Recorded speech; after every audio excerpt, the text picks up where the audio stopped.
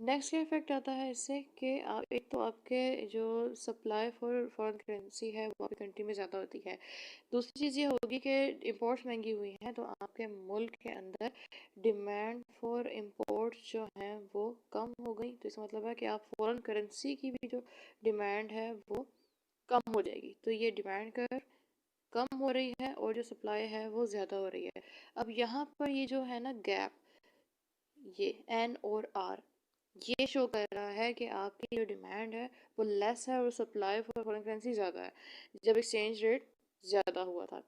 अब आपको वो नॉर्मल एक लॉजिक पता है कि जब किसी चीज़ की सप्लाई ज़्यादा होती है तो उसकी प्राइसेस क्या होती हैं, कम होना शुरू हो जाती हैं। तो एग्जैक्टली वही यहाँ पर होगा कि जिस वक्त सप्लाई ऑफ फॉरेन करेंसी ज़्यादा हुई है तो उसकी जो अवेलेबिलिटी ज़्यादा होने से अब उसकी जो प्राइस या उसका एक्सचेंज रेट है वो कम होना शुरू हो जाएगा। तो ये वापस ऑटोमेटिकली एक्सचेंज रेट जो इंक्रीज़ हुआ था ये वापस डिक्रीज़ हो जाएगा और ये अपने जो प्रीवियस इक्विलिब्रियम लेवल था ये वाला यहाँ तक वो वापस आ जाएगा। इसीलिए जो डाउनवर्ड एरो है वो यही चीज़ शो कर रहा है।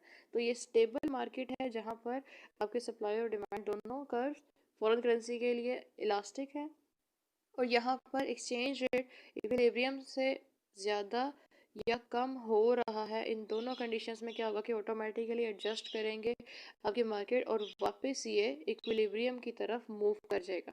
ये स्टेबल मार्केट है। अब चलते हैं सेकंड पैनल की तरफ। सेकंड जो है यहाँ पर क्या हो रहा है कि आपका सप्लाई कर नेगेटिवली स्लोप्ड है लेकिन आपका जो डिमांड फॉर यूरोज है वो मोर इलास्टिक है। Demand for foreign currency is more elastic than the supply negatively sloped supply for foreign currency. इसमें जो चीज़ बता रहे हैं वो ये है कि जो डिग्री ऑफ रिस्पॉन्सिवनेस है डिमांड साइड से, डिमांड फॉर फॉरेन करेंसी या डिमांड फॉर इम्पोर्ट्स, क्योंकि डिमांड कर्व जो है वो आता है इम्पोर्ट मार्केट से।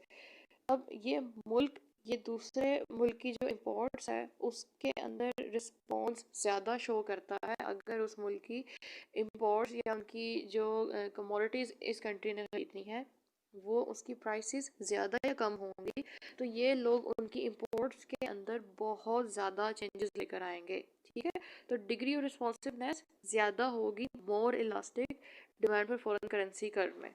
ठीक है, जिस वक्त इम्पोर्ट्स के लिए ज़्यादा रिस्पॉन्स शो करेंगे तो उस वक्त इसका मतलब है कि जिस करेंसी में फॉरेन करेंसी में पेमेंट करनी है तो उसकी भी डिमांड जो है वो मोर रिस्पॉन्सिव या मोर इलास्टिक होगी। अब आपका जो सप्लाई कर्व है वो लेस इलास्टिक होने का रीज़न ये है कि जितना मर्जी आपके फॉरेन एक्सचेंज में चेंज आ जाए, जो फॉरेनर्स हैं उन्होंने आपकी जो एक्सपोर्ट्स के लिए उन्होंने, क्योंकि सप्लाई कर जो है फॉरेन करेंसी का वो एक्सपोर्ट मार्केट से आता है, तो एक्सपोर्ट के लिए उनकी जो डिग्री ऑफ रिस्पॉन्सिवनेस है वो उतनी ज़्यादा नहीं है। एक मोर इलास्टिक उनका कर्व नहीं है आपकी एक्सपोर्ट के लिए डिमांड का, या आपकी जो फॉरेन करेंसी का सप्लाई कर्व है वो लेस इलास्टिक है। अब इस सूरत में ये भी स्टेबल मार्केट है, negatively sloped supply curve for foreign currency है, लेकिन the elasticity of demand for foreign currency is more than the elasticity of negatively sloped supply curve for the foreign currency.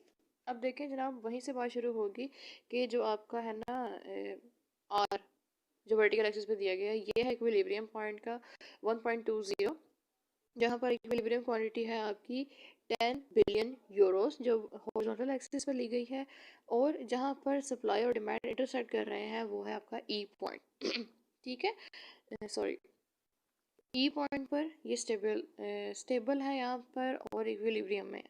अब क्या होगा कि जिस वक्त आपका इस मार्केट में एक्सचेंज रेट कम होना शुरू हो जाता है, एक्सचेंज रेट जब होता है कम, तो आपके मुल्क में ये जो डिमांड है it is more than the supply for Euros. ठीक है, एक्सचेंज रेट कम हो रहा है और इस वक्त आपका जो डिमांड कर्व है फॉर यूरोस वो ज़्यादा है और जो सप्लाई है यूरोस की वो कम है।